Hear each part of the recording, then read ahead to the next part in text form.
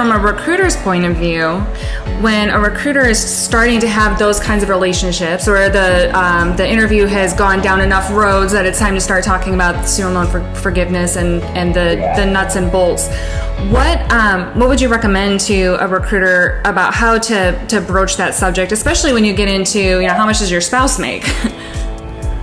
Yeah, absolutely.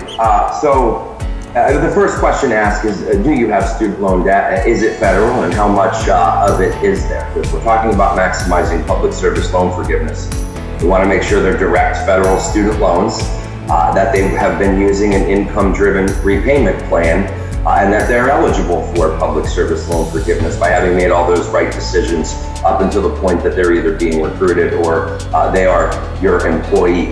The invasive part of this, and I actually find that if you're advising on this topic, while you're getting into a little bit of personal space, and for example, with the income-driven repayment plans, which are the path to public service loan forgiveness, your household income is often a consideration. Sometimes people file their taxes separately from their spouse just to maximize loan forgiveness. And I think you can build a level of trust in the relationship, and it's a competitive advantage if you can have this discussion and be educated about the options.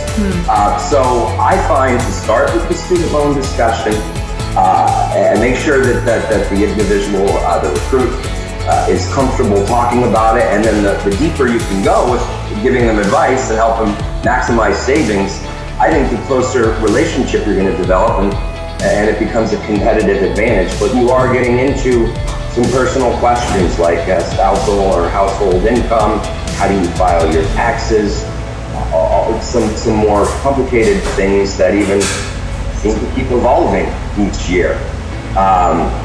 So I say go for it when it comes to ask the student loan questions. The deeper you can provide analysis and support, I think the more well received that will be.